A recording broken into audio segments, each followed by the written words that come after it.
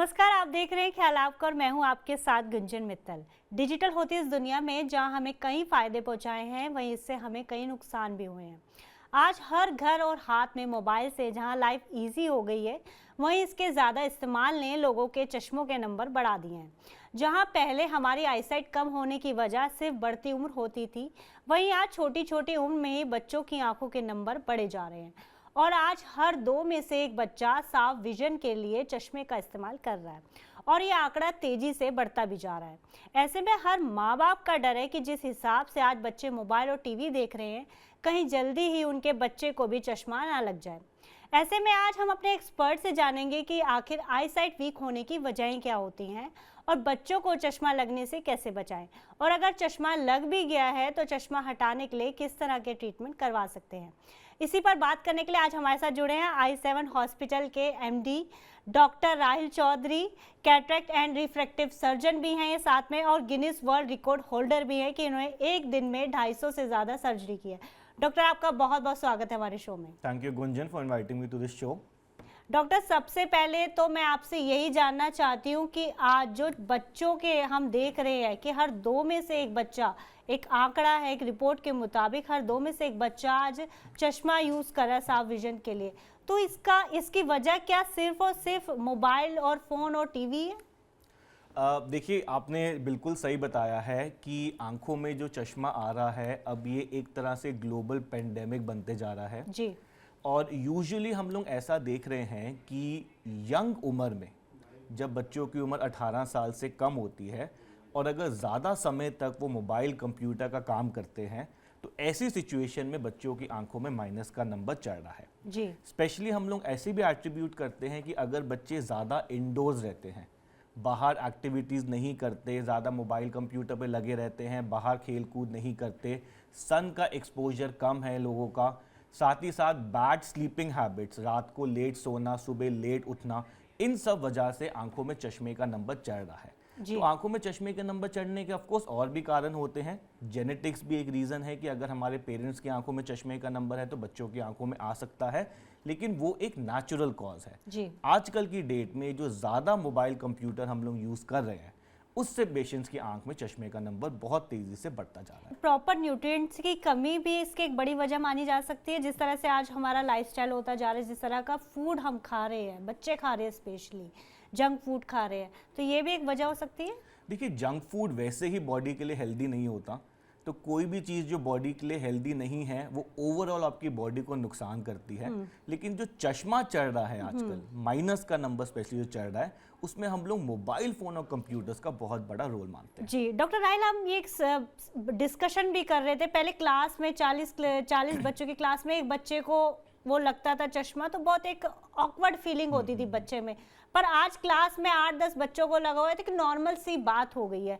तो जो जिस तरह से नेक्स्ट जनरेशन हमारी, मतलब उनकी आईसाइट कमज़ोर होती जा रही है, तो मुझे लग रहा है आगे आने वाले समय में हम सभी को ही चश्मा लग जाएगा। वेल, ये बहुत ही एक इम्पॉर्टेंट पॉइंट आपने रेज करा है। इनफैक्ट इंडिया में एक बहुत बड़ी रिसर्च हुई थी जहाँ पे अमेरिकन एंड यूरोपियन डॉक्टर्स आए थे और वो बड़े बड़े स्कूल्स, जो नामी स्कूल्स हैं, वहाँ पे गए थे और वहाँ पे उन्होंने ये पता करा कि हर एक बच्चा जो चश्मा पहन रहा है उसके साथ एक ऐसा बच्चा है जिसकी आंख में चश्मे का नंबर है और उसको पता भी नहीं है कि उसको चश्मे का नंबर लगा हुआ है। तो इतना बड़ा मैग्नीट्यूड है इस प्रॉब्लम का।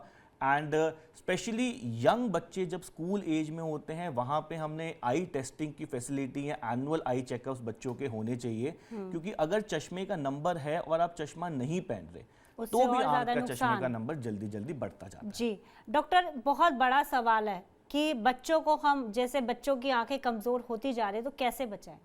वेल, ऑफ कोर्स जैसे हम लोग ये देख रहे हैं कि चश्मा बढ़ रहा है, तो साथ ही साथ रिसर्च, साइंटिस्ट एंड डॉक्टर्स भी इन सब में लगे हुए हैं कि कैसे हम चश्मे का नंबर बढ़ने से रोक सकते हैं, या अगर चश्मा आ गया है तो क्या किसी तरीके से उसको हटा सकते हैं। जी जी। क्या ऐसा हो सकता है कि हमें चश्मा ना पहनना पड़े?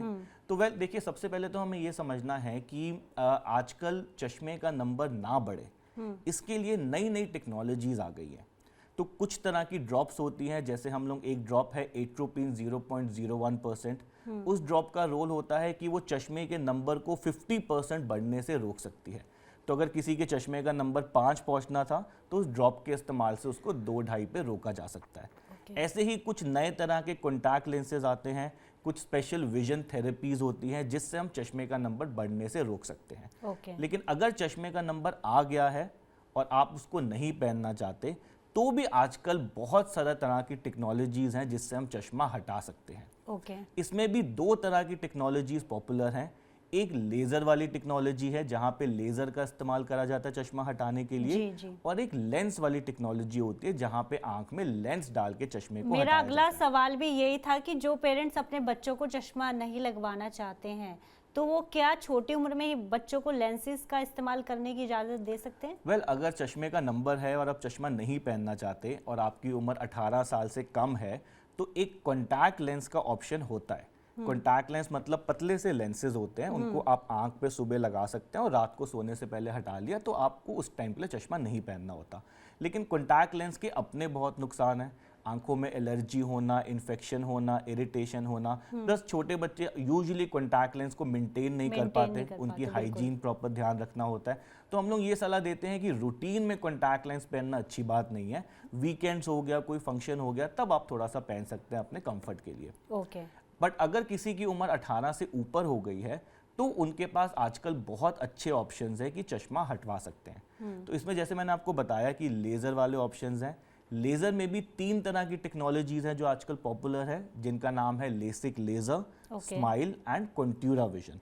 इसमें कॉन्ट्यूरा विजन वाली जो टेक्नोलॉजी है वो आज के टाइम पे सबसे पॉपुलर है और सबसे ज़्यादा हम लोग एडवांस मानते हैं और उसी से हम लोग यूजुअली लोगों का चश्मा हटाते हैं। ओके। और एक और टेक्नोलॉजी होती है जिसमें आंख में लेंस डाल के भी चश्मा हटाया जा सकता है। उस टेक्नोलॉजी को हम लोग कहते हैं ICL। ओके।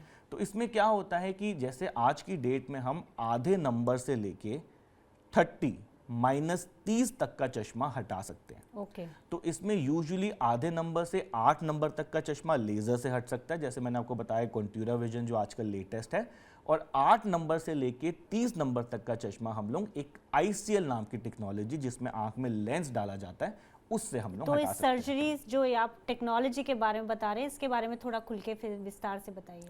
राइट। सो देखिए, अगर आपका सपोज आपका चश्मा हटाने का मन है और आप लेज़र टेक्नोलॉजी के लिए जाना चाहते हैं, तो ऐसा नहीं है कि हर इंसान वो ऑपरेशन करा सकता है। उसके लिए काफ़ी सारी चीज़ों को चेक करना होता है। कुछ बेसिक क्राइटेरिया होते हैं कि आपकी उम्र 18 से ऊपर होनी चाहिए, जो आंख में चश्मे का नंबर है वो स्टेबल होना चाहिए, पिछले 6 महीने में वो चेंज नहीं होना चाहिए, लेडीज़ जो हैं वो प्रेग्नेंट या ब्रेस्ट फीडिंग पे नहीं होनी चाहिए, और आप कुछ इस तरह की दवाइयों का सेवन ना कर रहे हो जिससे बॉडी की इम्यूनिटी खराब होती है, जैसे स्टेरॉइड्स या इम्यूनोसप्रेसेंट्स।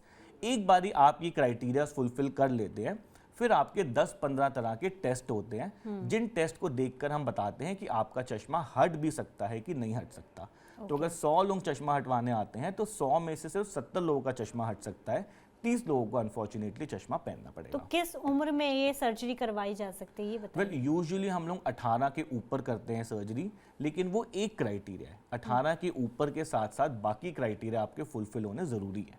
ओके। डॉक्टर, ये भी बताइए क्या इस ट्रीटमेंट के बाद हम मतलब पावर तक का चश्मा हट सकता है? हाँ, तो आधे नंबर से लेके 30 नंबर तक का, -30 तक हम हटा सकते हैं, जिसमें 8 नंबर तक का चश्मा लेज़र से हटा सकते हैं, और 8 से ऊपर जो चश्मा होता है वो एक लेंस वाली टेक्नोलॉजी होती है ICL, उससे हटाया जाता है। तो क्या इस ट्रीटमेंट के बाद बिल्कुल भी चश्मे या लेंसेज की ज़रूरत नहीं पड़ती, या कुछ समय बाद क्या नंबर वापस आ सकता है? वेल, ये टेक्नोलॉजीज आजकल बहुत ज़्यादा एडवांस हो गई है, और आजकल हम लोग पेशेंट्स को बुल्स आई करेक्शन बिल्कुल परफेक्टली नंबर 0 कर सकते हैं, और एक बारी नंबर 0 हो गया फिर वो पूरी लाइफ के लिए 100 साल के लिए आपको चश्मा पहनने की ज़रूरत नहीं है। लेकिन हमें ये समझना है कि उम्र के साथ बॉडी में चेंजेस आते हैं। जी जी। जैसे उम्र के साथ हमारे बाल सफ़ेद हो जाते हैं, वैसे उम्र के साथ हर इंसान की आंख में रीडिंग का या पढ़ने का चश्मा आना है, और यूजुअली ये चश्मा 45-50 साल की उम्र में आता है। तो डॉक्टर, जिस स्पीड से हम लोग मोबाइल और टीवी की स्क्रीन देख रहे हैं, तो हम किस एज तक अपने आप को एक चश्मे वाली लुक में देख पाएंगे? नहीं, तो यूजुअली हम ये कहते हैं कि 45-50 के बाद तो सबको ही चश्मा पहनना है। जी जी। उससे पहले आप अपने दूर का चश्मा हटवा सकते हैं। ओके। लेकिन आजकल नई टेक्नोलॉजीज भी आ रही हैं जो रीडिंग का चश्मा भी हटा सकती हैं, लेकिन वो टेक्नोलॉजीज अभी बस स्टार्ट हुई हैं, एक इन्फेंसी की स्टेज में है, उनमें बहुत रिसर्च चल रही है। सो मेनली दूर का हटाने के लिए तो हम बिल्कुल परफेक्ट हो चुके हैं आज की डेट में, नियर के लिए रिसर्च अभी चल रही है। ओके, तो डॉक्टर ये बताइए कि लेज़र ट्रीटमेंट के बाद अगर इंसान को कोई और डायबिटिक रेटिनोपैथी या कैटरेक्ट जैसी प्रॉब्लम्स आती हैं, अगर होती हैं 40 या 45 के बाद, तब उनका ट्रीटमेंट कैसे होता है? राइट, तो अक्सर लोगों को ऐसा लगता है कि हमने लेज़र करा लिया ऑपरेशन, या मान लीजिए आंख में लेंस वाला ऑपरेशन कराया है और उसके बाद आगे चल के आंख में कोई और बीमारी हो जाती है, डायबिटिक रेटिनोपैथी हो गया, कैटरैक्ट हो गया, ग्लूकोमा हो गया, 100 तरह की बीमारी है आंख की, तो वो सारे इलाज आप इन प्रोसीजर्स के साथ करा सकते हैं। तो ये सारे प्रोसीजर्स आपको फ्यूचर की कोई भी प्रॉब्लम हो उसकी ट्रीटमेंट के लिए डिस्क्वालीफाई नहीं करते। ओके, और जिस पेशेंट को अभी हाल ही में कैटरेक्ट की प्रॉब्लम या रेटिनोपैथी की प्रॉब्लम हो, तो उनका ये ट्रीटमेंट हो सकता है? वेल, चश्मा तो हम 18 साल से ऊपर तक किसी भी उम्र तक हटा सकते हैं। तो अभी कुछ टाइम पहले मैंने एक 75 साल की लेडी थी, उनका मन था चश्मा हटाने का, उनका भी हटा दिया। लेकिन यूजुअली हम लोग ये चाहते हैं कि जब हम आपके चश्मा हटाने का ऑपरेशन कर रहे हो तो आंख में चश्मे के नंबर के अलावा और कोई प्रॉब्लम ना हो। वही मैं जानना चाहती हूँ कि जिसको ऑलरेडी कैटरेक्ट की प्रॉब्लम हो या रेटिनोपैथी की प्रॉब्लम हो, क्या वो पेशेंट ये ट्रीटमेंट ले सकता है, लेज़र? वेल, आजकल देखिए जो कैटरेक्ट के ऑपरेशन भी करते हैं हम, वो इस तरह से करते हैं कि ऑपरेशन के साथ साथ हम आपके चश्मे का नंबर भी हटा देते हैं। ओके। एंड डायबिटिक रेटिनोपैथी और चश्मा हटाने के ऑपरेशन दो अलग अलग चीज़ें हैं। लेकिन अगर इस तरह की कोई प्रॉब्लम है तो यूजुअली हम ये कॉस्मेटिक प्रोसीजर्स क्योंकि डायबिटिक रेटिनोपैथी डायबिटीज से जुड़ी हुई है, तो अगर वो मेंटेन नहीं रहेगी तो ये प्रॉब्लम दोबारा से अगर हो सकती है। वेल, अगर तो बॉडी में अगर शुगर की फ्लक्चुएशन होती है तो आंख में चश्मे का नंबर ऊपर नीचे हो सकता है जी। तो ऐसी सिचुएशंस में जहाँ पे आंख में अगर कोई और प्रॉब्लम है तो हम लोग अवॉइड करते हैं कि चश्मा हटाने का ऑपरेशन नहीं करना चाहिए। तो वो केस टू केस डिपेंड करता है, तो वो डॉक्टर से मिलके वो आपको सजेस्ट करेगा कि आपके लिए क्या बेस्ट है। अब बहुत अहम सवाल की बारी है कि इसका ट्रीटमेंट में खर्चा कितना आता है और ट्रीटमेंट के बाद पेशेंट कितनी जल्दी रिकवर हो जाता है? वेल, देखिए, ये बहुत सारे लोग क्वेश्चन पूछते हैं। ये सारे ऑपरेशंस जो होते हैं चश्मा हटाने के, ये कॉस्मेटिक की कैटेगरी में आते हैं। जी बिल्कुल। मतलब ये इस तरह के ऑपरेशन है जिनको करना ज़रूरी नहीं है। यूजुअली एक इंसान कराता है अच्छा दिखने के लिए या कन्वीनियंस के लिए कराता है। तो ये सारे ऑपरेशंस आजकल हम लोग ऐसा देख रहे हैं कि ज़्यादा प्राइवेट हॉस्पिटल्स में अवेलेबल हैं। गवर्नमेंट की अगर बात करें तो एम्स के अलावा ज़्यादा गवर्नमेंट हॉस्पिटल्स में अवेलेबल नहीं है और प्राइवेट में थोड़ा सा एक्सपेंस ज़्यादा होता है। तो अगर आप प्राइवेट हॉस्पिटल में कराने की सोच रहे हैं तो एक बढ़िया वाला ऑपरेशन, जैसे मैंने आपको बताया कॉन्ट्यूरा विजन, जो आजकल की लेटेस्ट टेक्नोलॉजी है, उसका खर्चा मोटा मोटा 1 लाख रुपए आता है दोनों आंखों का। लेकिन वहीं अगर आप एम्स में कराते हैं तो ये कॉस्ट काफ़ी कम हो जाती है, 20-25 हज़ार में ऑपरेशन हो जाता है। लेकिन वहीं एम्स में फिर आपको 3-4 महीने का वेटिंग होता है, प्राइवेट में थोड़ा सा जल्दी करा सकते हैं। अच्छा, फिर लोग ऐसे पूछते हैं कि आजकल बहुत सारी गवर्नमेंट स्कीम्स हैं, जैसे आयुष्मान भारत हो गया, ये CGHS वगैरह गवर्नमेंट पैनल्स होते हैं, इंश्योरेंस वगैरह होती है, तो क्या इन सब चीज़ों से ऑपरेशन हो सकता है? वेल, देखिए, क्योंकि ये कॉस्मेटिक हैं तो आयुष्मान भारत या ये जो भी गवर्नमेंट स्कीम्स है इनको कवर नहीं करती। आजकल कुछ पैनल्स हैं, जैसे हरियाणा पैनल है, वो आपको कुछ हद तक सपोर्ट कर देता है लेसिक सर्जरी में, या इंश्योरेंस में भी आप ऐसा होता है कि सपोज आपके नंबर हाई है, 5-6 से ऊपर है, तो इंश्योरेंस आपको कुछ हद तक कवर दे देता है। लेकिन अगर नंबर कम है तो इंश्योरेंस भी आपकी ज़्यादा हेल्प नहीं करती जी। तो यूजुअली इन सब ऑपरेशंस के लिए खर्चा आपको अपनी पॉकेट से ही करना पड़ता है। ओके डॉक्टर, मैं जब ये पढ़ रही थी इसके बारे में, तो इसमें 2 तरह की सर्जरी होती है, ब्लेडलेस और ब्लेड, तो ये क्या होती है, इनके बारे में थोड़ा बताइए। जब ये चश्मा हटाने के ऑपरेशन शुरू हुए थे तो स्टार्टिंग में ये ऑपरेशंस काफ़ी क्रूड थे। इसमें हमें एक ब्लेड का इस्तेमाल करना होता था, ब्लेड से कटिंग होती थी, तो वो सारे ऑपरेशंस अब खत्म हो गए हैं। उन सब ऑपरेशन में रिस्क ज़्यादा होता था, क्वालिटी थोड़ी सी कम आती थी। आजकल जो हम ऑपरेशन करते हैं वो ब्लेड लेस होते हैं, किसी भी तरह का ब्लेड यूज़ नहीं होता।